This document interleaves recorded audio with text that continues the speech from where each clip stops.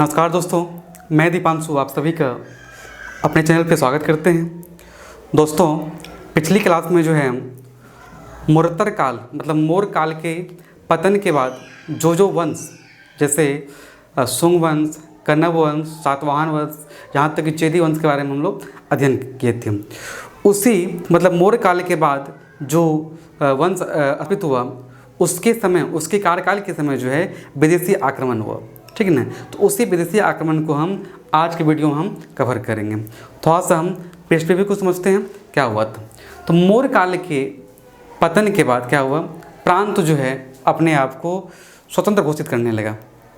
प्रांत जब अलग अलग विभक्त हो गया तो क्या हुआ, साम्राज्य क्या हुआ, साम्राज्य कमज़ोर हो गया। साम्राज्य कमज़ोर होने का तात्पर्य है कि उन्होंने खुद जो है विदेशी शासकों को आक्रमण करने के लिए क्या किया, आमंत्रण किया।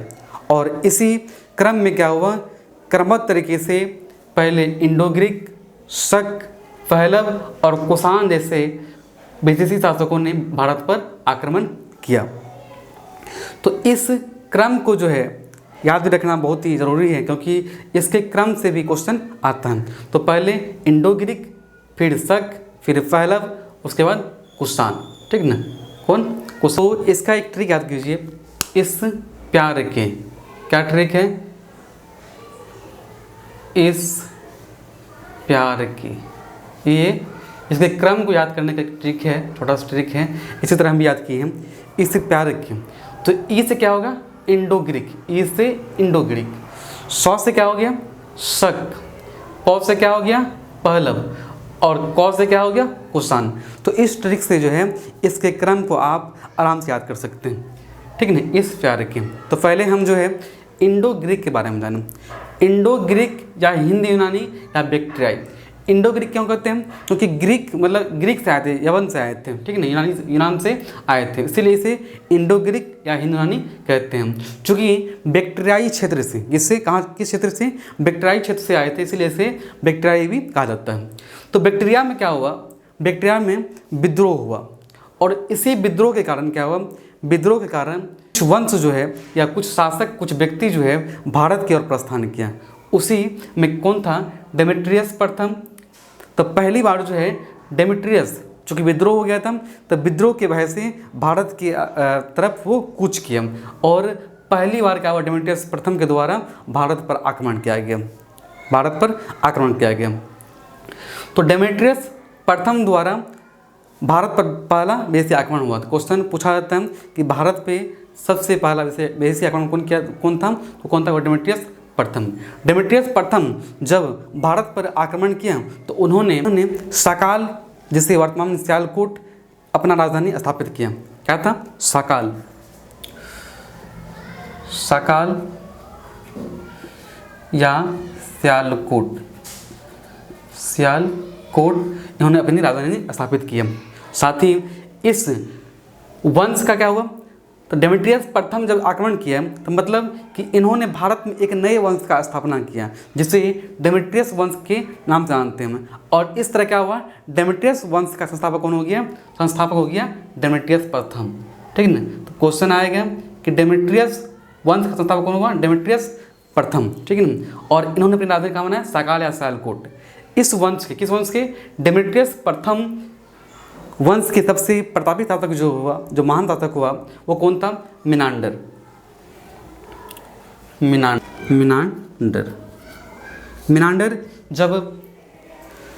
मिनांडर की मुलाकात जब बौद्ध भिक्षु से हुआ तो वो बौद्ध भिक्षु से, ठीक ना, वो वार्तालाप किया और जीवन मरण हर एक बिंदुओं पे उनसे प्रश्न पूछा, मतलब संवाद किया, ठीक ना।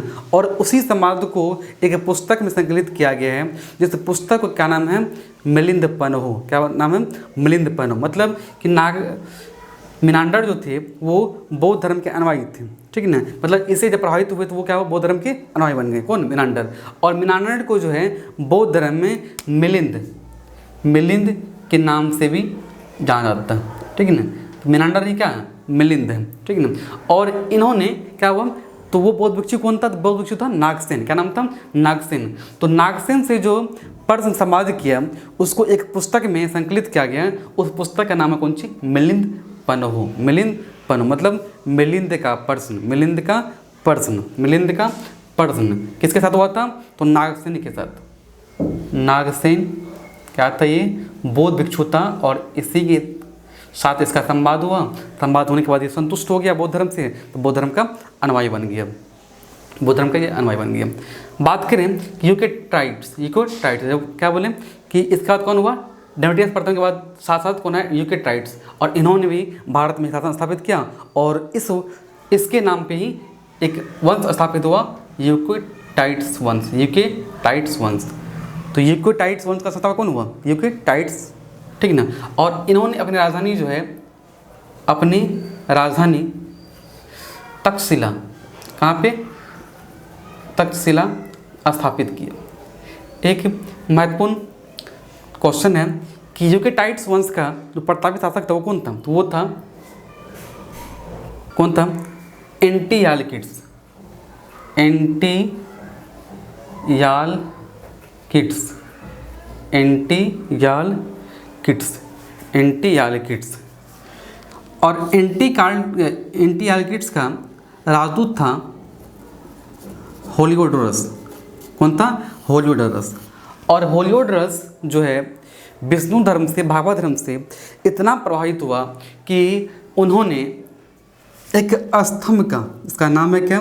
गरुड़ स्तंभ, गरुड़ स्तंभ का निर्माण किया और पूजा भी अर्चना भी किया, पूजा अर्चना भी क्या थी? ये इनसे थोड़ा सा ये है, ठीक है, यहाँ तक समझें। कुछ प्रभाव देखिए, जब यूनानी लोग जो है भारत में आए तो कुछ गुण जो है यूनानी से भारत पे पड़ा और कुछ गुण जो है भारत का यूनानी लोगों पे पड़ा। तो इन्हीं क्रम में जो है सबसे पहले जो है यही कौन? यूनानी लोग जो है सबसे पहले स्वर्ण सिक्के चलाए। कौन? स्वर्ण सिक्के प्रथम बार चलाए, सोना का सिक्के जो ये प्रथम बार चलाए। किसके द्वारा? तो इंडो ग्रीक के द्वारा चलाया गया। साथ ही नाटक में जो आजकल भी कभी काल देखते होंगे नाटक होता है या ऑर्केस्ट्रा के नाम सुनते होंगे, तो ऑर्केस्ट्रा में क्या होता है, ठीक ना, एक पर्दा, अभी तो शायद नहीं देखते हैं, पहले देखते थे हम, मुझे याद है, ठीक ना, पर्दा होता था, ठीक ना, मतलब पर्दा जो है जैसे ही कि पर्दा लगा हुआ था, कोई नृत्यांगना आई तो क्या होता, पर्दा हटाता था, ठीक ना।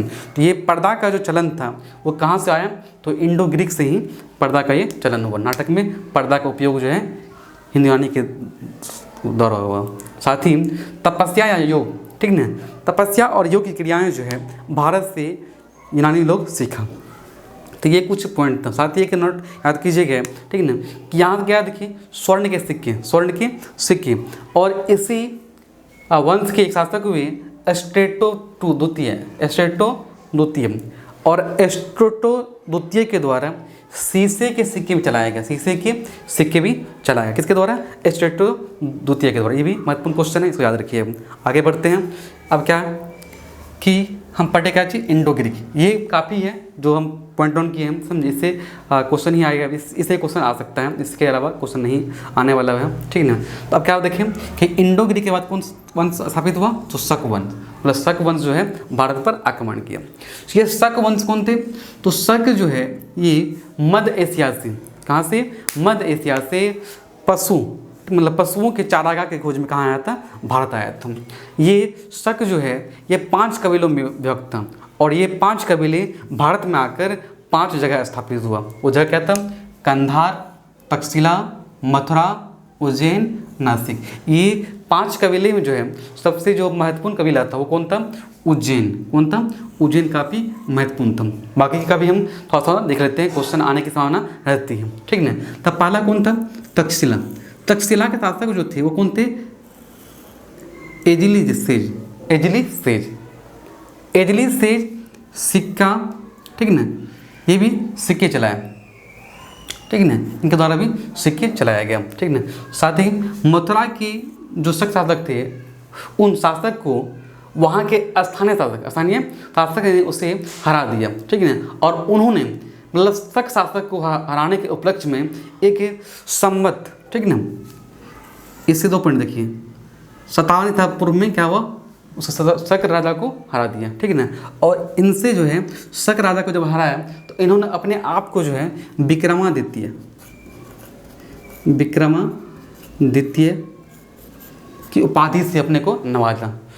साथ ही इस वर्ष जब शक शासक को हराया तो इसी वर्ष, इसी समय को जो है एक नए, ठीक ना, संवत नाम माना गया, जिसे कि हम क्या जानते हैं, विक्रम संवत, विक्रम संवत के नाम से जानते हैं, ठीक ना। तो ये देखा तक्षशिला, मथुरा, एक देखते हैं नासिक। नासिक का शासक कौन था, नहपान। नासिक का शासक कौन था, नहपान। नहपान का जो है युद्ध हुआ किसके साथ, तो एक सातवाहन वंश के बहुत ही प्रतापी शासक थे गौतमी पुत्र सातकर्णी, गौतमी पुत्र सातकर्णी, गौतमी पुत्र सातकर्णी से इनका युद्ध हुआ और ये जो है गौतमी पुत्र सातकर्णी से बुरी तरह से हारा। और इनका एक स्रोत है तो जोगल थम्बी से सिक्का मिला है, क्या मिला है, सिक्के मिले हैं, ठीक ना। और एक चीज़ याद रखिएगा कि इनके सिक्के पे, इडली सीट के सिक्के पे जो है लक्ष्मी का मूर्ति, लक्ष्मी का चित्र जो है, जो कौन है, हिंदू देवी देवता है, इसका चित्र अंकित किया गया, अपने सिक्के पे अंकित किया था, ठीक ना। तो जोगल थम्बी से जो सिक्के प्राप्त हुआ, उस सिक्के में जो है एक शासक जो है क्या हुआ, तलवार लेके खड़े हैं, दूसरा क्या हुआ, सर लेके नीचे सर करके झुका हुआ। तो उनसे ही कहा जाता है गौतमी पुत्र सातकर्णी जो तलवार लेके है और नहपान जो वो सर झुका के बैठा हुआ है, ठीक ना। तो इसी से एक स्रोत मिलता है कि इससे बुरी तरह से हारा था। तो ये 3 पॉइंट देखे हैं। अब सबसे जो महत्वपूर्ण है वो कौन था, उज्जैन, क्या है, उज्जैन का जो है सबसे प्रतापी शासक, उज्जैन का सबसे प्रतापी शासक कौन हुआ, रुद्रदामन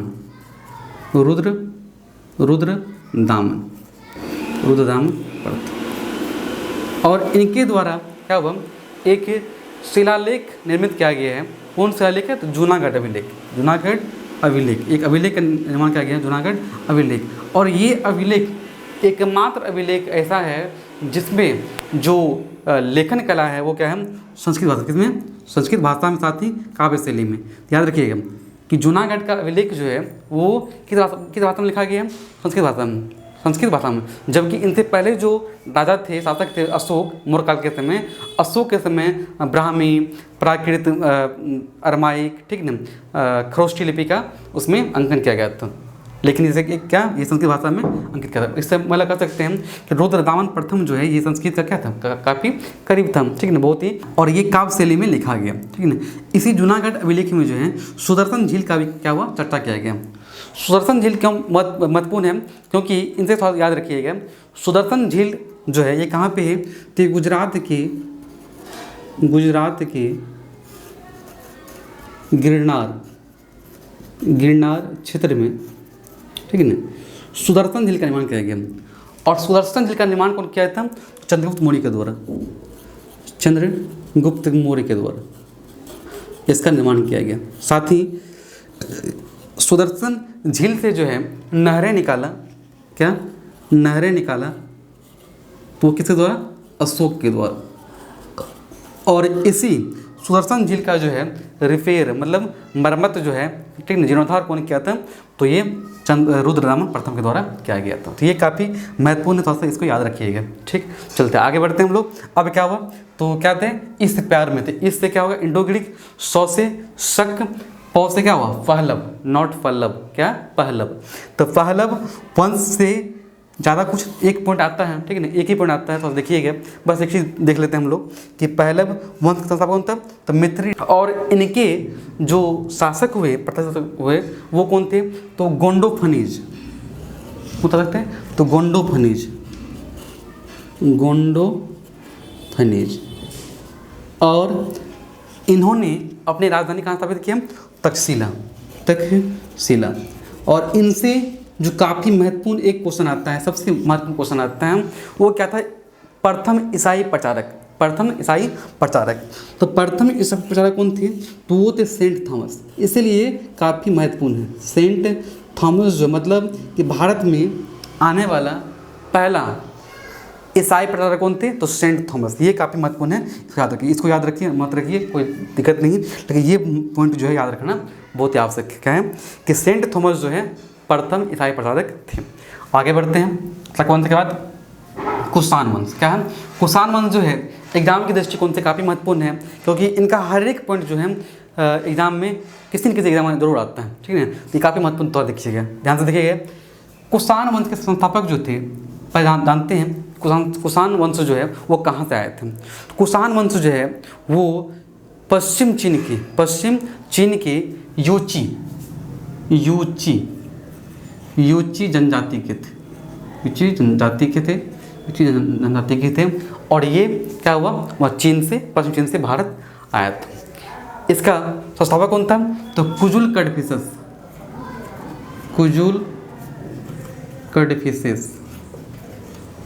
ठीक है ना। और इसके वास्तविक संस्थापक कहा जाए तो कहा जाता है विम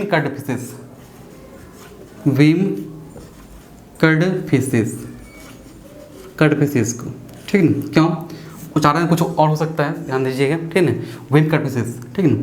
ये इसे वास्तविक संस्थापक इसलिए कहा जाता है क्योंकि इन्होंने जब भारत पर आक्रमण किया तो अपने क्षेत्र को काफ़ी विस्तार किया, ठीक ना। इन्होंने अपने क्षेत्र को गंधार, मथुरा यहाँ तक कि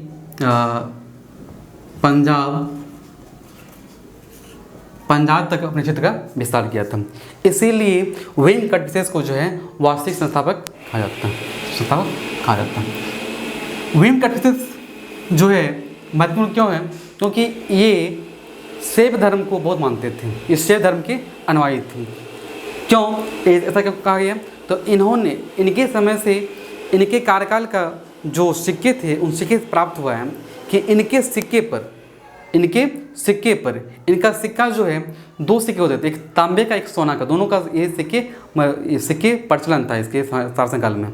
तो इनके सिक्के पे जो था एक तरफ सिक्के का 2 पहलू, तो एक परत पर जो है शिव नंदी और त्रिशूल, शिव नंदी त्रिशूल का अंकित उस पर अंकन किया था। साथ ही दूसरी परत पर जो है महेश्वर शब्द जो है उस पर उत्कीर्ण करवाया था, ठीक ना। तो इससे कह सकते हैं कि विम कडफिसेस जो है वो क्या थे, शैव धर्म के अनुयायी थे। और इसी महेश्वरा शब्द का सबसे तात्पर्य है कि उन्होंने अपने आप को जो है महेश्वर, किससे, महेश्वर या महेश्वरा से उपाधि धारण किया था। ये काफ़ी महत्वपूर्ण है।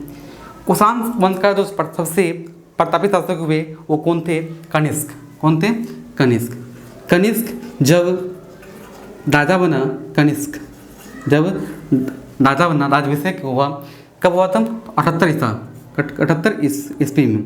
तो इन्होंने अपने राजाभिषेक के उपलक्ष्य में एक नए संबंध का, ठीक ना, उदाहरण के जैसे कहा जाता है कौन सी, शक संबंध कहा जाता है, ठीक है ना, शक संबंध, समझे, शक संबंध। इन्होंने अपनी राजधानी जो है, तो कहाँ, पुरुषपुर, कहाँ राजधानी, कहाँ, पुरुषपुर वर्तमान पेशावर स्थापित किया था, ठीक है। ये बौद्ध धर्म के काफ़ी अनुयायी थे। तो बौद्ध धर्म की शाखा, क्वेश्चन आता है कि कनिष्क जो है बौद्ध धर्म के किस संप्रदाय से संबंधित थे, संप्रदाय से संबंधित थे। तो ये जो है महायान, किससे, तो महायान से संबंधित था। इनके समय में जो है चौथी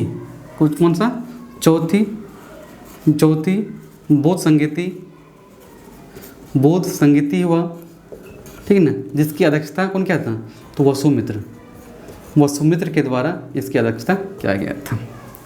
साथ ही इसके दरबार में जो है कई प्रख्यात कवि थे, कई विद्वान थे, जैसे अश्वघोष, नागार्जुन, सुश्रुत, चरक, ये सभी क्या थे, काफ़ी विद्वान ये सब कवि थे, ठीक ना।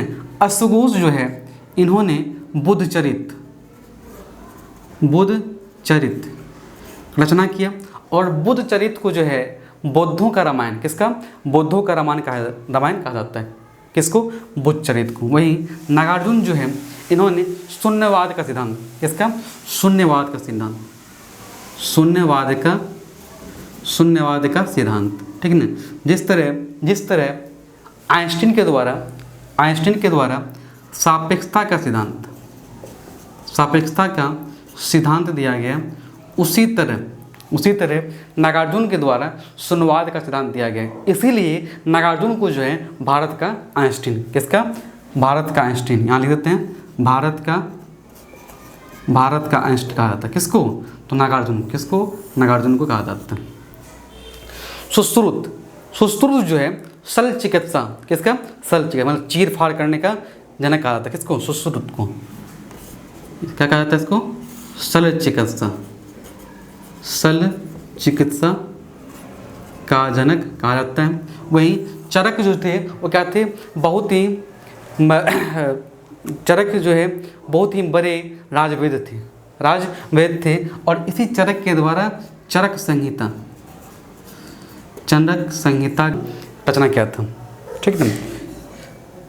कनिष्क के समय व्यापार भी जो था वो काफ़ी अच्छे स्तर पे थे। इन्होंने फारस की खाड़ी से लेके लाल सागर के रास्ते से इन्होंने अपने व्यापार को बढ़ावा दिया, ठीक है ना।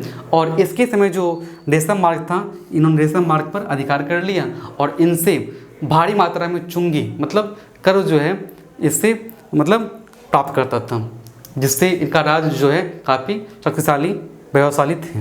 रेशम मार्ग पर अधिकार कौन कहते हैं? कनिष्क के द्वारा किया गया था। कनिष्क के समय कला क्षेत्र में भी काफ़ी सुधार हुआ, ठीक है ना, काफ़ी इसका प्रभाव पड़ा, काफ़ी विकास हुआ, ठीक है ना। तो कनिष्क के समय दो शैली का काफ़ी महत्वपूर्ण था, ठीक है ना, गंधार शैली और मथुरा शैली। गंधार शैली क्या है? तो गंधार शैली का मतलब हुआ कि गंधार शैली जो है ये भारत और यूनानी दोनों क्या सम्मिश्रण है? भारत और यूनान दोनों क्या सम्मिश्रण है? कुछ गुण भारत का, कुछ गुण यूनान का, दोनों के गुण को मिला के जिस कला का निर्माण हुआ उसे गंधार शैली कहा जाता है। और मथुरा शैली का जो है ये कहाँ? तो इंडिया में मथुरा वर्तमान शहर मथुरा जो है, मथुरा के आसपास जो कला विकसित हुआ उसे मथुरा शैली कहा जाता है। एक क्वेश्चन आता है कि अफगानिस्तान के तालिबान के द्वारा, ठीक है, इसे तोड़ दिया गया, समझे। तो ये जो बामियान में गौतम बुद्ध का जो मूर्ति है ये किस शैली में या किस कला में निर्मित किया गया था? कहता वो गंधार शैली में। किसमें? गंधार शैली में निर्मित किया गया था। कनिष्क के समय में सामाजिक स्तर काफ़ी क्या थे? निम्न थे। क्यों थे? क्योंकि इनके समय में बाल विवाह की प्रथा क्या हुआ? प्रारंभ हुआ। छोटे उन्होंने लड़की लड़का के साथ ही स्त्रियों में उपनयन की समाप्ति कर दिया था, ठीक ना। तो ये काफ़ी महत्वपूर्ण है, इसलिए सामाजिक स्तर क्या था? काफ़ी निम्न था। एक चीज़ याद रखिएगा कि जैसे हम पढ़ें कि हिंद यूनानी के द्वारा स्वर्ण सिक्के चलाया गया प्रथम बार, ठीक है ना, इसके द्वारा प्रथम बार चलाया गया है, लेकिन इसे नियमित रूप से जो उपयोग किया वो कौन किया था? वो कनिष्क के द्वारा। किसके? कुषाण के द्वारा नियमित रूप से इसका उपयोग मिलाने लगा, ठीक है ना। तो इसके समय जो है शुद्ध सोने का सिक्के भी चलाया गया, ठीक है ना। तो यहाँ तक हम लोग क्या देखें?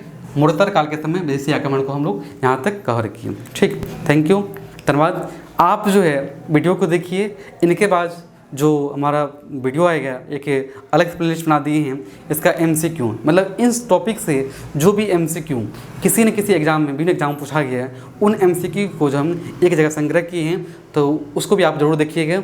इन वीडियो से आप फीडबैक हमें दे सकते हैं, आपको अच्छा लगा या बुरा लगा, या क्या कमी है, क्या सुधार करना है, वो फीडबैक आप ज़रूर कीजिएगा। कमेंट बॉक्स खुला हुआ है, उसमें आप लिख के बेझिझक दे सकते हैं, ठीक है। थैंक यू, धन्यवाद। चलिए फिर मिलते हैं नेक्स्ट